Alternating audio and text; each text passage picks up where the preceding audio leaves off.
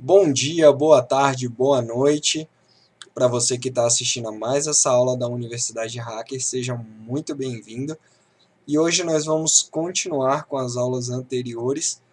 Hoje nós vamos para a aula 6 de Arquitetura de Computadores e Processadores. E hoje vai ser uma aula bem prática, bem diferente das anteriores, mas ainda assim teremos alguma teoria. Então, vamos lá. Hoje nós vamos falar um pouco sobre interrupções. É algo que a gente ainda não falou, né? Eu acho que sequer abordamos, assim, sequer eu abordei com vocês sobre. Mas o que são interrupções? Como vocês sabem, um computador está o tempo inteiro fazendo diversas coisas, diversos processamentos, lidando com diversas operações matemáticas, operações lógicas, etc. Imagina se a gente precisasse esperar a CPU terminar todo esse processamento toda vez que a gente quisesse, por exemplo, digitar uma tecla, ou quisesse, por exemplo, abrir um arquivo ou um processo, iniciar um processo. Se nós esperássemos o processador terminar isso sempre, provavelmente ficaríamos esperando muito tempo e ficaria inviável o uso de um computador. Ou uma outra opção seria colocar, por exemplo, as teclas ou os programas que queremos abrir, enfim, colocar tudo isso em uma fila. E eventualmente, em algum momento, o computador, a CPU, processaria essa requisição. Mas ainda assim, demoraria muito. A terceira opção seria a CPU ficar o tempo inteiro verificando se alguém pressionou uma tecla, perguntando: olá, você pressionou uma tecla? Olá, você pressionou uma tecla? Olá, você pressionou uma tecla? Seria algo completamente inviável e atrapalharia bastante a execução de operações lógicas e matemáticas que a CPU faz o tempo inteiro. Então, seria mais ou menos desse jeito, né? A CPU ficaria questionando o tempo inteiro se alguém perguntou, se alguém pressionou uma tecla, se alguém pressionou uma tecla e etc. E a cada momento que a CPU fizesse essa verificação, os cálculos ficariam mais lentos, porque ela precisaria parar para verificar se alguém pressionou uma tecla, por exemplo. Então, qual é a solução? A solução são as interrupções. Então, as interrupções elas podem ser geradas tanto por hardware, como por software. Sempre que um software ou um hardware gera uma interrupção, a CPU para o que estiver fazendo para lidar com essa interrupção. Sempre que uma interrupção é gerada, a CPU para o que estiver fazendo para lidar com essa interrupção. Então sempre vai ter uma função ou algum handler ali para lidar com essa interrupção. Quando uma interrupção de hardware é gerada, o sistema operacional lida com ela de alguma forma, ou eventualmente até algum código interno da própria CPU. Quando uma interrupção de software é gerada, ela pode ser interpretada por alguma função específica, pelo sistema operacional ou até por drivers. E isso a gente vai aprofundar bastante quando a gente estudar sobre rootkits. Os rootkits eles usam e abusam das interrupções. Então é bem legal. Essa comunicação de baixo nível com alto nível, ou seja, de user land com kernel land, essa comunicação do ring 0 para o ring 3, ela é toda feita através de interrupções. E é isso que o rootkit usa e abusa. Além disso, vale lembrar que uma exceção, então, Se alguém já programa aí, etc., conhece, né, sobre as exceções, principalmente em Java, C++, Python também, exceptions, etc. Uma exception ou uma exceção gera também uma interrupção, né, que o sistema operacional lida de alguma forma. A instrução para gerar interrupções de software é tradicionalmente a instrução int, mas existem duas novas instruções aí que foram introduzidas, uma pela Intel e a outra pela AMD, né, para processadores de 64 bits, que é o sysenter e o syscall, né, ou chamada para o sistema, né, então ele gera uma interrupção também. Então vamos lá, eu vou mostrar para vocês agora na prática como funciona uma interrupção. Mas eu vou mostrar no sistema operacional Linux, tá? Vocês não precisam repetir o que eu vou fazer, né? Eu quero só dar uma demonstração. Eu vou colocar o código também e vou dizer como compilar, tá? Mas assim, vocês não precisam se preocupar com isso. Eu vou fazer no Linux e depois eu explico por que eu não fiz no Windows, tá bom? Então vamos lá. Bem, vamos lá, eu estou aqui no meu Kali Linux, né? Então eu já criei aqui um arquivo em assembly, né? Deixa eu mostrar para vocês o código.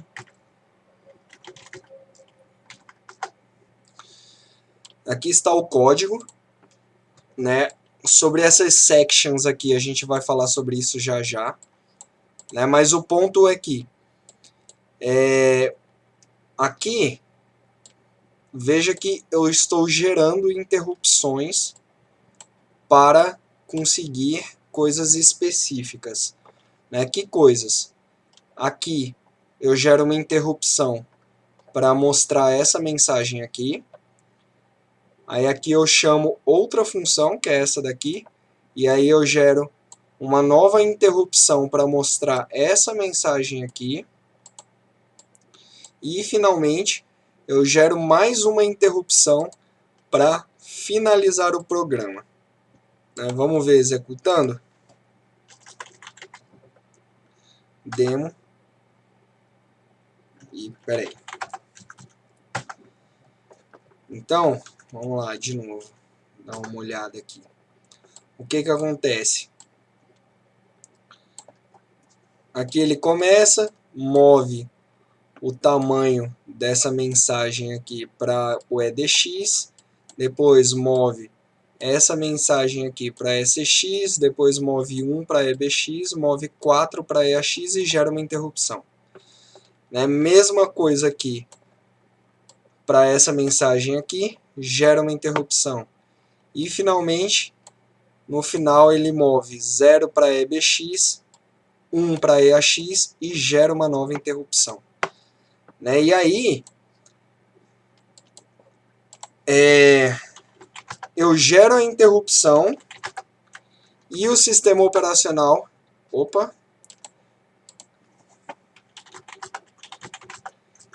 Eu gero a interrupção e o sistema operacional imprime as duas frases e no final ele sai do programa. Por quê? Lembra que eu falei para vocês que cada interrupção gerada por um software é necessário ter alguma função, algum handler para lidar com essa interrupção, que pode ser do próprio programa, né, no caso de um try, catch, exception aí, para quem já programa, mas quem não programa não se importe com isso, que a gente vai ver isso mais para frente, ou o sistema operacional vai dar um jeito de lidar com isso. No caso do Linux, ele lida com as interrupções dependendo do valor que estiver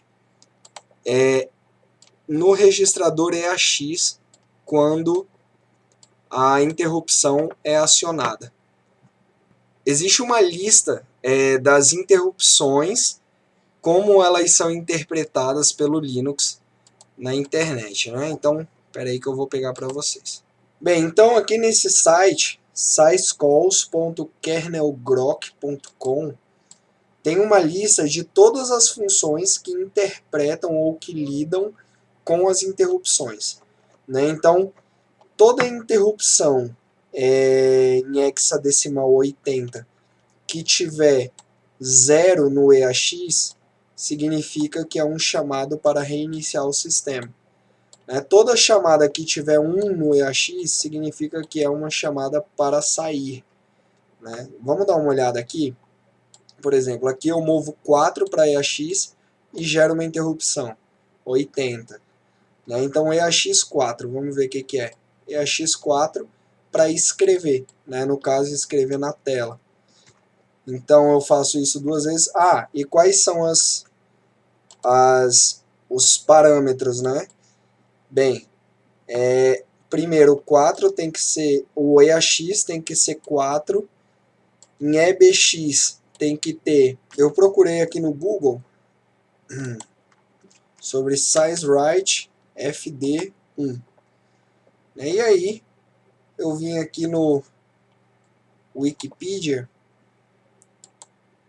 como vocês podem ver, e aqui ele fala o seguinte, FD, que é o File Descriptor, o descritor de arquivo.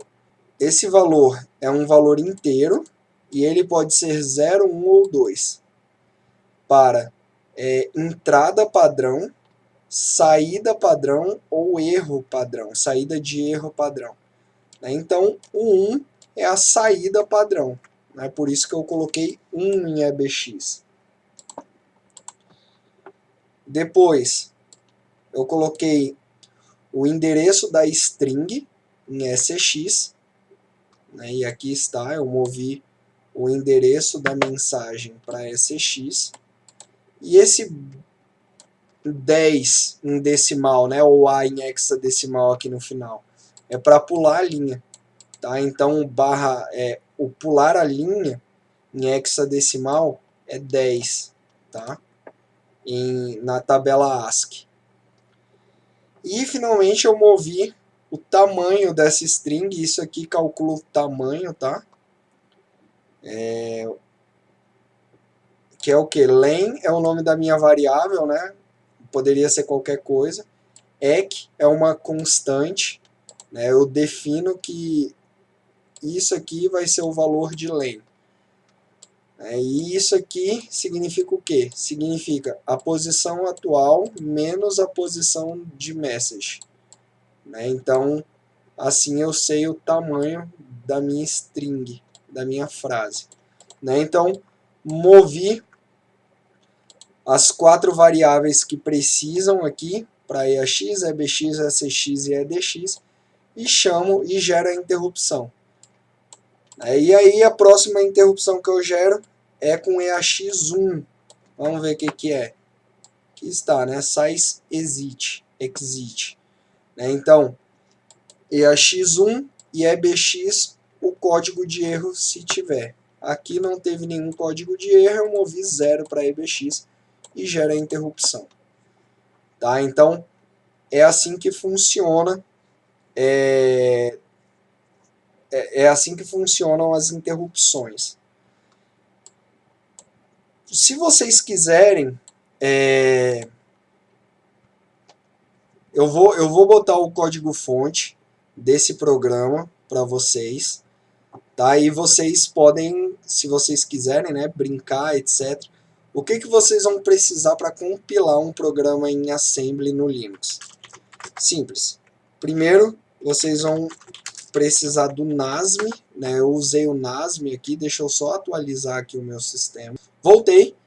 Bem, a primeira coisa que vocês vão precisar é o NASM, eu já tenho, mas enfim, vocês vão botar ali o NASM. No meu caso ele falou que não precisa, porque eu já tenho e já está na versão mais nova. Beleza, é isso. Então, como vocês vão fazer? Vocês vão precisar de 2 comandos. Eu vou apagar aqui o demo e também o demo.o. Beleza. Bem, Primeira coisa que vocês vão precisar fazer é transformar o código em assembly em código de máquina, né, em código objeto. Né? Como se faz isso? NASM -F ELF32. ELF é o formato de arquivos do Linux e 32 porque eu vou compilar em 32 bits. Demo.asm. Beleza? Dá Enter.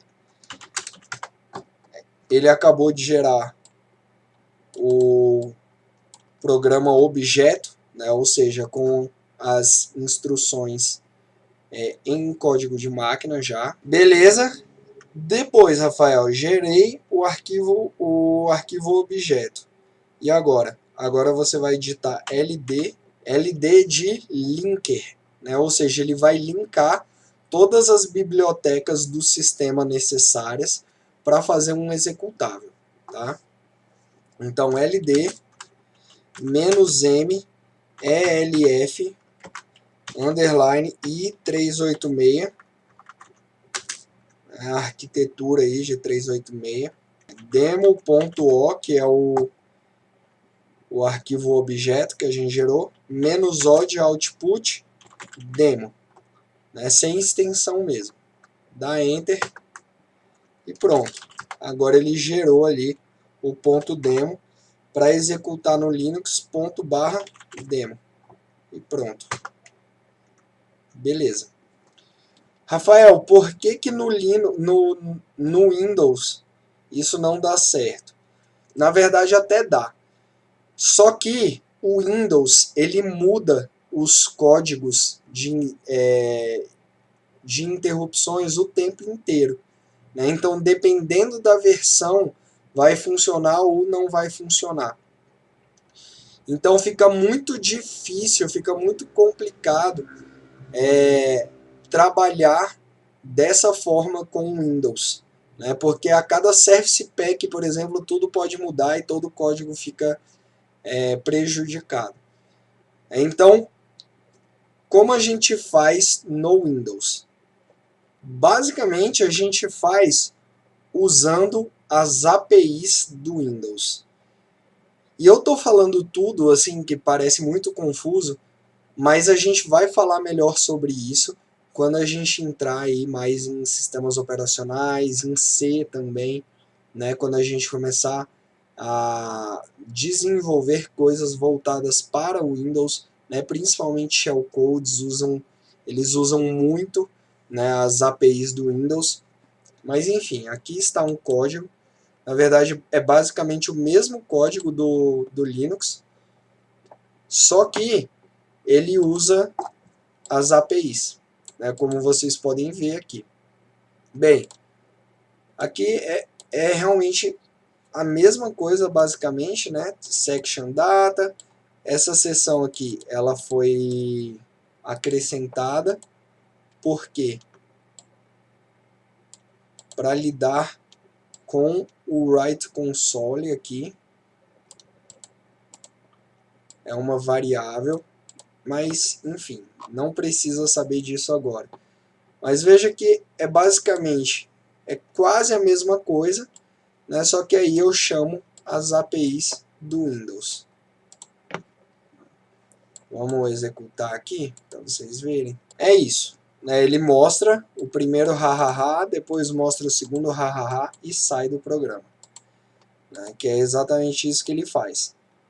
Primeiro, ele escreve o hahaha, depois ele chama a função teste. Na função teste, ele escreve de novo o hahaha aqui. Aí ele volta para cá e finaliza com um exit process.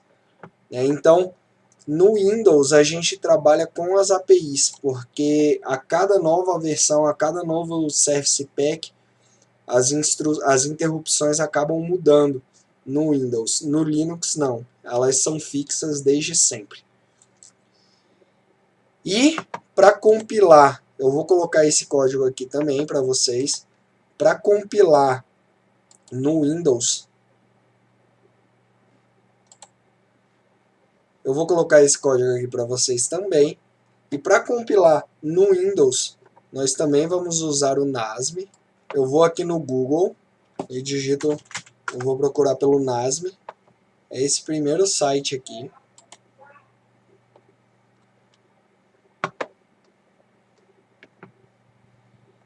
E aí eu vou aqui na versão estável.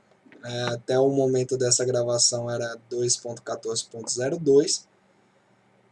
Vou aqui, eu acho que eu fui em Windows 32 bits, mas enfim, dá para ser 64 bits também.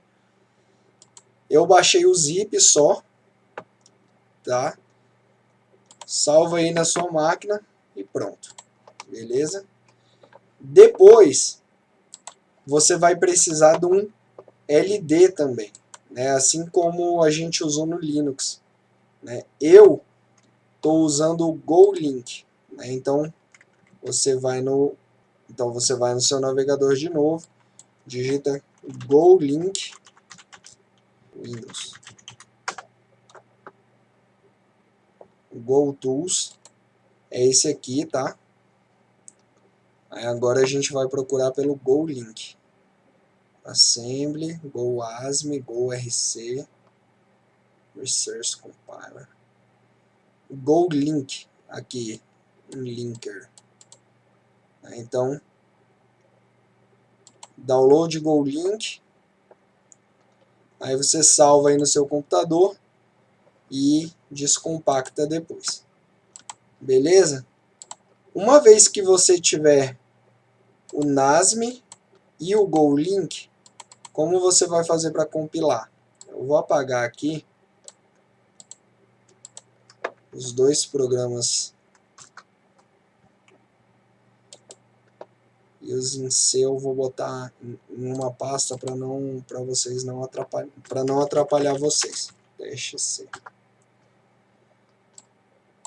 Isso aqui a gente vai ver daqui a pouco. Beleza, temos o teste ASM ali. Bem, a primeira coisa que a gente vai precisar é entrar na pasta do NASM.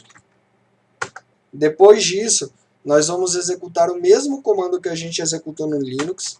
Então, NASM, "-f", só que aqui a gente vai botar o Win32, Win32, e a gente vai botar a pasta que está o nosso teste.asm, né? Então tá no testando, no meu caso, né? Não tá no testando, tá no testing. Testing, teste.asm. Pronto. E eu vou botar um "-o" para salvar o objeto lá também, o arquivo objeto lá também, na mesma pasta. Então, teste.obj. Pronto. Vamos entrar lá para ver se foi.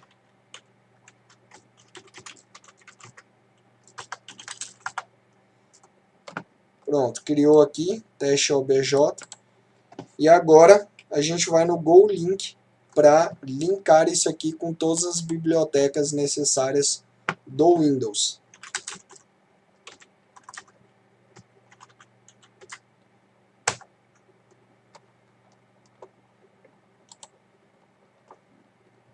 E no GoLink nós vamos digitar GoLink /console testing, no meu caso, tá? No caso de vocês, vocês botam aí o que for, né, referente a vocês, e kernel 32.dll, né, que é a DLL responsável pelas as principais funções lá que eu usei, são todas do kernel 32.dll. Dou Enter, e aí ele dá essa mensagem aqui e diz que gerou o output na pasta testing com o nome teste.exe, né, e que deu 2048 bytes. Vamos dar uma olhada lá.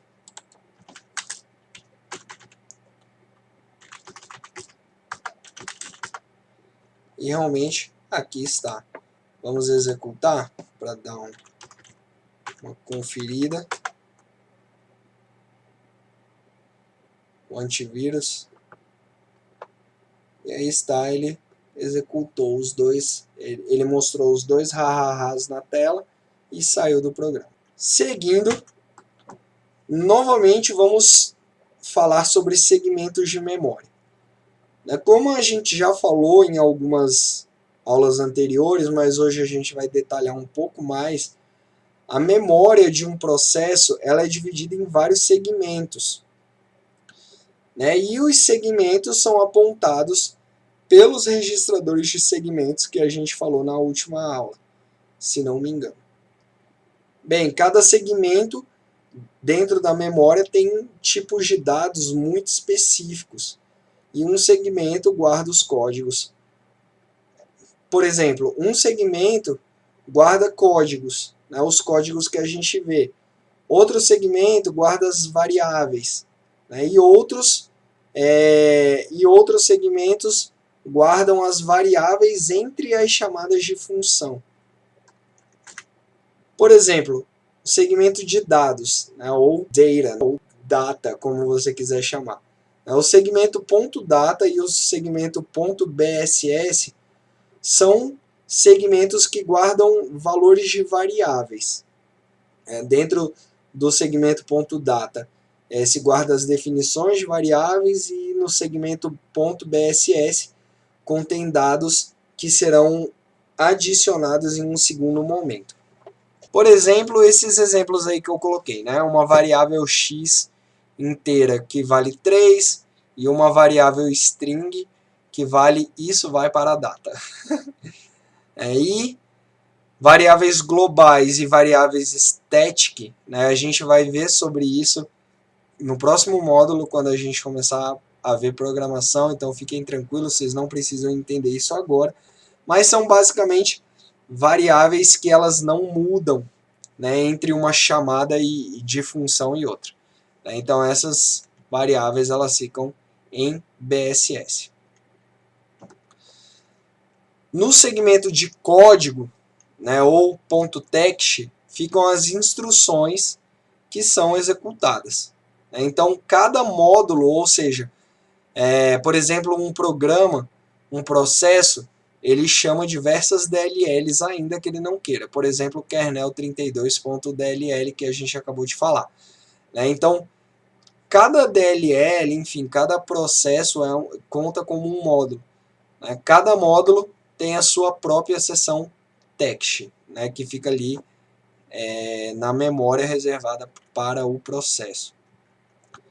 E a stack, ou a pilha, é onde se colocam variáveis para serem lidas por funções. E quem controla a stack são os ponteiros EBP e o ponteiro ESP. Beleza? Então, vamos dar uma olhada aí nisso tudo que a gente acabou de ver.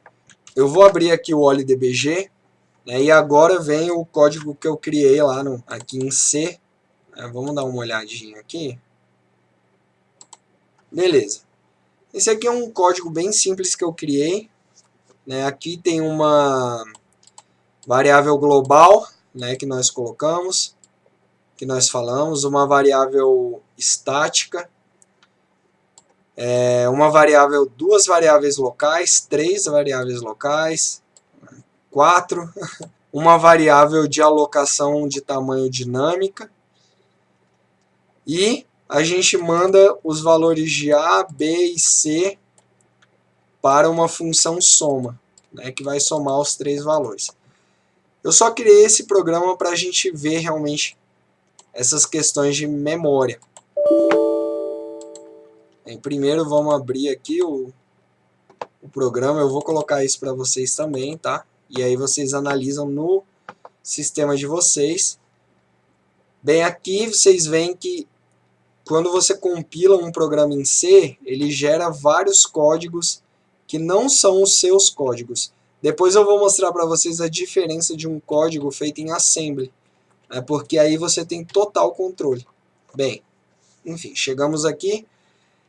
Essa aqui é a função principal, ou seja, é essa main aqui, e Isso aqui embaixo é a função de soma. Beleza, vamos começar a analisar aqui. Primeira coisa que a gente vai ver são as variáveis, né? A primeira coisa, eu defino que A vale 5, B vale 6. Veja só como funciona isso. Aqui o 5 e o 6. Ele vai salvar em 60 FEFC. Deixa eu aumentar aqui o tamanho.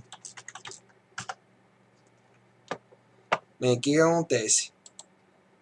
Espera aí, eu vou voltar aqui o programa.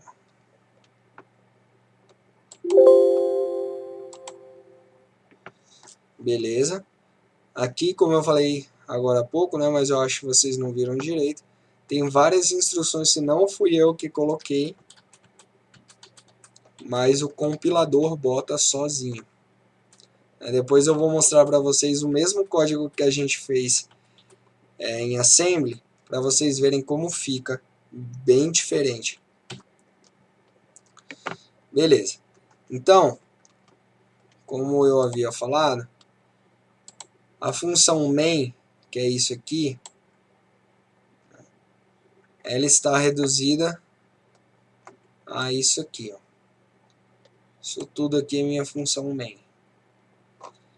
E essa funçãozinha menor aqui é a função de soma. É isso aqui. Então vamos lá. Para começar, eu movo 5 para a variável A, eu movo 6 para a variável B. Vamos ver como fica isso aqui no código em Assembly.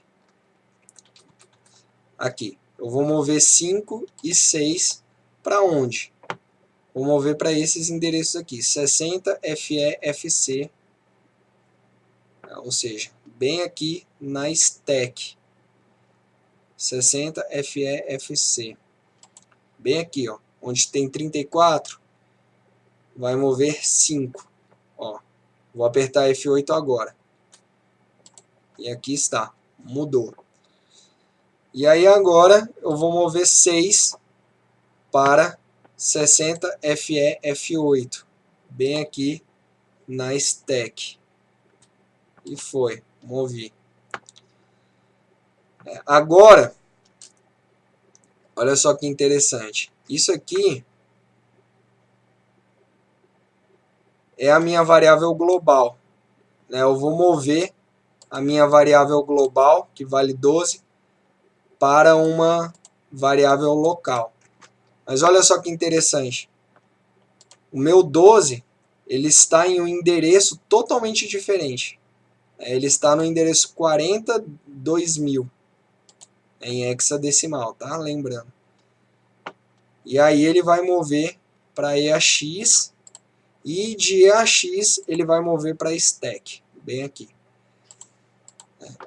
Ou seja, tá vendo que aqui é 0042.000, né, de onde ele está pegando esse número 12 aqui, essa variável global aqui, é totalmente diferente desses endereços aqui, ó. Esses endereços são 60, FE, etc. E aqui está, ó. Aqui está o meu 12. É 42.000. Tá bem aqui. Na memória RIP. A gente pode ver bem aqui em View, Memory Map. Ele faz um mapeamento da memória. Olha só. A minha seção de código, ela vai de 40.000 e tem 1.000 de tamanho. Então vai de 40.000 até 42.000. Né? Então olha só, é exatamente o código, a área de memória que nós temos. 40.000 até 41 FFF. Né? Que aí já começa a próxima região de memória. Então, a próxima região de memória é qual? Vamos ver aqui. Próxima região de memória é a região data. ou seja, das variáveis. E é exatamente isso que nós temos aqui, ó. Na região data, nós temos a variável global lá. Próxima região de memória, rdata, que é a mesma coisa, tá? Ele guarda variáveis também, dados. Aqui a nossa região BSS, que a gente falou agora há pouco. Essa região de imports, a gente vai falar mais sobre ela quando a gente fizer a análise de binários. E aqui, onde começa a stack. Olha só que interessante. Ela vai de 60D00 e tem 3000 de tamanho. E é o que? É isso aqui, ó. Essa aqui é a nossa stack. Vai de 60D00, como a gente tinha falado, até 60FFFF. Na verdade vai até FFFF, tá? Mas aqui é porque é FFC, D, E e F. Tá? Porque cada linha dessa aqui tem 4 bytes. Tá? Então FC, FD, FE, FF. Beleza? Vamos voltar lá para o meu ESP. Beleza. Então, olha só que interessante. Tudo isso aqui é do meu programa principal, teste C. Tá? Só que ele está usando outros módulos aqui também. Ó. Isso aqui é do meu Avast. Tá? Então é uma DLL do meu Avast para fazer hook dentro das funções. Isso, o hook é muito legal, a gente vai ver isso mais para frente, tá? Mas o que é basicamente hook? E os antivírus fazem muito isso. Os rootkits também fazem muito isso. E alguns outros programas maliciosos aí usam muito isso também. O que é o hook? É você pegar uma função original, trocar o endereço que ela está por um outro endereço que tem uma função que você escreveu. Então, por exemplo, se a minha função, vamos lá, vamos voltar aqui a minha função soma, por exemplo. A minha função soma, ela está em qual endereço de memória? Ela está aqui no 40143A, né? Começa. O que é o hook? É eu mexer nesse endereço. Então, por exemplo, eu vou botar 4014A0 e essa aqui é a minha função. E depois que eu executar a minha função, tem uma chamada aqui call, né, 4000, sei lá o que, né, que é o código da função real. Então é bem legal isso, é né, uma técnica aí muito boa, muito interessante. Então é isso, tem aqui o módulo do meu antivírus, tem aqui o kernel 32 que a gente falou, e veja, ele tem text, ele tem dados, import, export, mais dados, resources, a gente vai falar sobre resources em breve também, enfim. MSVCRT, que é o módulo que tem o printf, tem outras funções aí do C, né? Também tem text, também tem dados, enfim. E o NTDLL, que é bem importante também, ele faz a ligação com o kernel land, é ele que executa as interrupções, né, que o sistema operacional vai lidar, né, então é esse módulo aqui, beleza? Então é isso. Aí aqui a gente vê cada região de memória, o tamanho que cada região tem, porque os tamanhos não são infinitos, tá? Vamos dar uma olhada como fica o código. Ah, não. Antes, deixa eu fazer a chamada lá para a função soma, para vocês verem como funciona, né? Bem, aqui eu estou tacando tudo para 60FF1, né, que é a stack. O programa está tacando tudo para cá. Ó, olha só isso que legal. E tem uma carinha e fechou minha string, né? Que é o que? Olha só isso que legal. Essa string aqui, ele tacou tudo para stack. Olha só isso que legal.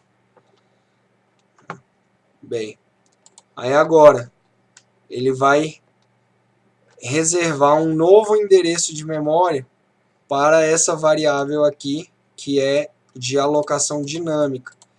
Então vocês vão ver que ela vai ficar em um endereço de memória totalmente diferente dessas aqui. Vamos ver. Ó, ficou em 6C22E0. 6C22E0. Vamos lá no mapa de memória. 6C22E0. Tá por aqui, ó. Essa aqui é a chamada heap. É um endereço de memória para variáveis que são variáveis realmente, né? Ou seja, elas têm tamanho variável, podem aumentar, podem diminuir, etc. Então, em 6C22E0, vamos lá, 22E0. Vamos achar aqui. 22E0. Bem aqui, ó. A partir daqui, o programa vai começar a escrever. Vamos ver aqui. Esse aqui. O que eu vou mover para esse? Bem aqui. Eu vou mover 15. Né? Então vamos lá. Vamos continuar aqui. Aqui ele vai verificar se ele conseguiu reservar esse endereço de memória. Galera, novamente, se você não estiver entendendo, tá tranquilo. Né? A gente vai ver ainda a programação. Eu estou só adiantando para vocês entenderem essa questão de memória. Tá? Mas não precisa se preocupar com isso, com essa parte de código, enfim. Tá? Então ele verificou o quê? Se não tinha conseguido alocar essa memória. Porque como é uma memória variável, eu posso pedir para alocar o tamanho que eu quiser. Né? E pode ser que eu não tenha esse tanto de memória que eu queira alocar, ou, enfim, pode acontecer algum problema. E aí, se acontecer algum problema, essa chamada aqui, ela retorna zero. Então, eu faço essa verificação, né, se é zero. Aqui, no caso, a gente sabe que ele move um endereço de memória para EAX, e aí eu faço a verificação se o valor que estava em EAX é zero. Como não é, né, ou seja, pule se não for igual a zero, e não é, ele vai pular. Por quê? Porque aqui ele iria mostrar a mensagem de erro. Malloc falhou, que é exatamente isso aqui. Malloc falhou. Então ele pulou a parte do erro. E agora vem, né? Aqui ele vai primeiro adicionar a variável estática. Então veja, ele está pegando de novo de um endereço de data, né? Tá pegando bem daqui, ó, 2004, bem daqui. Ele vai pegar esse 14 e vai mover para EAX. Olha só. Moveu. E agora ele vai adicionar 1. Pronto. Então, esse e 14 em hexadecimal é 20, tá? E aí ele adicionou 1, ficou 21. Ou, em hexadecimal, 15. E aí ele vai pegar e mover de volta para essa região de memória dos dados. Vamos lá. Vou dar F5, F8 e vai aparecer bem aqui embaixo 15. Ó. E foi. Adicionou 1. Agora eu vou mover 15 para essa memória aqui, totalmente diferente, que é a chamada heap. Então vamos lá. Ele vai mover primeiro o endereço que está salvo da memória heap bem aqui em EAX. 6C22 é 0. Vamos lá pegar de novo essa memória. Fechar aqui. Ah, já estava aberto ali, inclusive. C622 é 0. Né? Que é essa memória aqui. A gente vai mover 15 para essa memória. Então aqui ó, vai ficar 000000F. Vamos ver. Olha lá. Beleza. E depois vai se preparar para chamar a função soma. Então vamos ver aqui, que eu acho que isso vai ser interessante para vocês. Ele está colocando tudo aqui na stack. EAX6, por exemplo, ele vai mover para 60FE4. Então ele vai mover bem para cá. 6. Agora ele vai mover o 5 para EAX. E vai mover o 5 para 60FE0, bem aqui em cima, no topo da stack. E agora ele vai chamar a função soma. Quando ele chama essa função call, ele automaticamente já bota o endereço de retorno aqui na pilha. Tá? Por quê? Porque depois, quando chegar nessa instrução retorno aqui, ele vai voltar para esse endereço para continuar a execução do programa. A gente já falou sobre o registrador APE aqui, né, que ele está sempre apontando para a próxima instrução que será executada. Então aqui 4014.3a, 4014.3a, e ele deixa salvo, sempre que você chama uma função, sempre que você faz o call, ele salva o próximo endereço que deve ser executado quando ele retornar. Então aqui é 4014.17, é bem aqui, ó. Aqui está o call. Quando ele chegar nesse retorno aqui, ele tem que voltar para cá, que é a próxima execução, a próxima instrução depois do call. Beleza, vamos lá. Puxa EBP, move ESP para EBP. Aqui ele está criando uma nova pilha, tá? um novo segmento. Você está vendo que o OLDBG, ele deixa marcadinho aqui, ó. Cada pilha dessa é de uma função diferente, tá? Então aqui ó, tem um return, aí aqui tem um outro return, aí aqui já é pilha do sistema, ó. Tá vendo? Kernel 32, NTDLL, etc. Aí aqui o ponteiro para lidar com exceção, né, exception.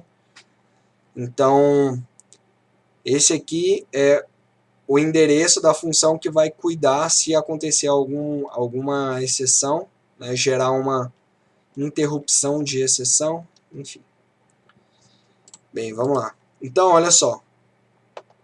Ele botou todas as variáveis na stack, né? Então, isso aqui, ó, eu passei variáveis para uma função. Isso aqui, na verdade, o que acontece? O que é isso aqui, na verdade? Ele empilha os valores na stack, né? Ou seja, o 5, o 6 e o 15. Né? O 5, o 6 e o 15. Tudo em hexadecimal, tá? Então, por isso que está esse F aqui, que está em hexadecimal. E aí agora, olha só o que ele vai fazer. Ele vai pegar esses valores, né, 60FS0, 60FS0, bem aqui, ó. Ele vai pegar e vai somar. Moveu para EDX, aí ele vai pegar o próximo valor. Está em 60FE C4, 60FS-C4. Bem aqui, vai pegar o 6 e vai mover para EAX, PAN. Agora ele vai somar EDX e EAX. Então, lembra lá da instrução? Soma dois valores e ele bota no primeiro aqui. Então ele vai botar o resultado em EDX. PAN 11, em hexadecimal, 5 mais 6 dá 11. Aí agora, ele vai mover o valor que está em 60 FSC8. 60 FSC8. Ele vai mover 15 para EAX, bem aqui, PAN. Agora ele vai somar ED, EAX e EDX. Dá 1A. Aí ele vai voltar, né, o topo da pilha para EBP, porque agora ele vai se preparar para voltar para a função principal. E aqui ele dá o return. Lembra aqui que eu falei que quando você bota o call, ele salva o endereço que o programa tem que voltar? Então, tá aqui, ó, 401417. 401417, bem aqui. Vai voltar para cá. Pam, voltou. Ó, tá aqui, o ape tá 401417. Agora ele fez aquelas somas na função, vai mover aqui para a stack, etc, e vai chamar em, enfim. E aqui, ó, ele vai voltar de novo para a função que chamou ela lá, que foi do sistema operacional, etc. Vamos dar uma olhada. Eu quero mostrar para vocês a diferença de um programa desse feito por um compilador para o assembly puro, que é esse aqui que a gente acabou de compilar. Olha só como é diferente.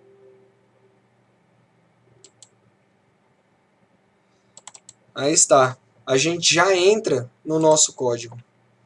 E aí, eu vou aqui abrir também.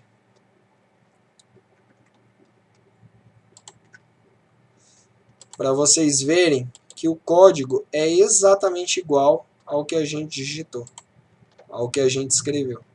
Ou quase igual, né? Talvez o compilador faça uma coisa ou outra diferente, mas é bem parecido. Então aqui, push menos 11, push menos B, né, que é o menos 11. Isso aqui é valor da função, tá? Dessa getStdHandle. Aí chama a função getStdHandle, depois push EAX, depois empurra 0 para stack, depois empurra o arg1. O que é esse arg1? Ah, sim. É mais uma variável aí, né, para essa função aqui. Então vamos ver o que é esse arg1. Vamos lá. Push EAX, push 0. Aí ele vai empurrar 0 aqui para stack, ó. Pan, empurrou. Eu não me lembro o que é esse write console. Por que a gente empurrou aqui esse arg1 aqui. Mas, quando a gente tiver dúvida, a gente abre aqui o Google, digita o nome da função. E pronto, aqui, ó.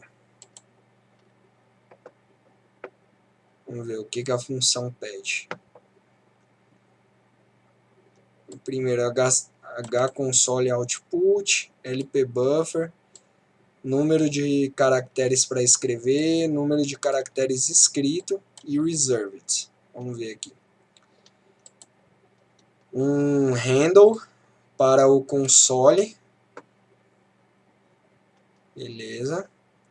Que foi o quê? Isso aqui, ó, galera, lembrando, a gente empurra de trás para frente, tá? Então, aqui, por exemplo, a gente empurrou primeiro esse, que deve ser null, aqui, 0, né? E depois a gente empurrou esse. Então, esse aqui é um ponteiro para uma variável que recebe quantos caracteres foram escritos. Pronto, então esse arg1 é isso. Vamos voltar lá. Pam. É um ponteiro para uma variável. Beleza. Aqui, count, né, vamos olhar lá. número de caracteres para serem escritos. Como é barra 0, né, ou barra A, na verdade, então, para pular a linha, então são 7 caracteres, né? 6 do e o barra e o A em hexadecimal. Então são 7. Aqui onde está a nossa string, está em 42.000, está bem aqui, ó. 42.000. Em hexadecimal e o A para pular a linha, tá vendo? Beleza. Eu ainda fiz errado, eu tinha que ter finalizado essa string com 00, que caracteriza o final de uma string. E aí sim, ó, tá vendo?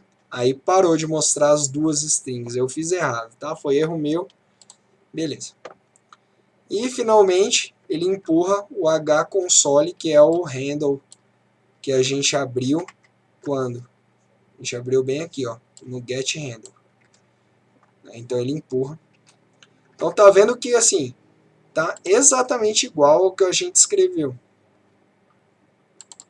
Eu vou até botar aqui, diminuir um pouco, para ver se eu consigo botar lado a lado. Acho muito improvável, mas acho que vai dar. Beleza. Beleza, aí eu chamo o writeConsole, chamei. Agora eu chamo teste, né? Teste é essa função aqui. Bem, aqui, claro, não é teste, é um endereço de memória. E pronto, pulou para o endereço de memória, push EBP, move ESP-EBP, move ESP-EBP. Enfim, aqui eu botei move EAX EBP mais 8, ou seja, dentro da stack aqui, ó, BP mais 8, é esse A4 aqui, ele vai mover para EAX. Aqui, bom. Beleza, moveu para EAX. Agora ele vai empurrar 0 para stack, vai empurrar o endereço que tem a minha frasezinha, quantos caracteres, aliás, agora que ele empurra a frase, e o hconsole, e ele chama de novo para mostrar como eu mexi aqui, ó. Aí eu botei um /0 onde tinha letra, e aí ele não vai mostrar nada, mas beleza. Puxa EBP, retorna para onde ele tinha parado, 40, 10, 21, bem aqui, ó, a instrução logo depois do call. E aí ele vai mover 0, cadê? Vai empurrar 0, aliás, push 0, e vai chamar para fechar o processo. E pronto. E aí aqui já é endereço, vamos ver que endereço é esse, galera? Eu tinha botado no breakpoint aqui. Esse endereço de memória, ó, 77 e tal, vamos ver, 77, 75, 77, 75, bem aqui. 77, 75 é E60. Não, é mais pra frente. É esse aqui, na verdade. 777, beleza. Aqui vai de 7770.000 e tem isso tudo aqui de tamanho, né? Então é bem grande. Aqui tem codes, tem códigos e exports também. A gente vai falar sobre isso quando a gente falar de DLLs, né? Enfim. Então, esse aqui já é um código do NTDLL, né? Então já é uma coisa do sistema operacional. Então, o nosso programa mesmo, ele realmente é só o que a gente escreveu. Quando a gente escreve em assembly, é bem desse jeito. Ele realmente só bota, só mostra, né? Só compila o que a gente escreveu. Pessoal, é isso. Talvez tenha ficado muita coisa meio confusa, mas quando a gente entrar em lógica de programação, eu acho que muita coisa vai melhorar. muita coisa vai ficar mais clara. Tá bom? Muito obrigado. Qualquer dúvida, pode falar comigo. Estou sempre aí no Telegram, no Instagram, por e-mail, etc. Abraço, pessoal. Até mais.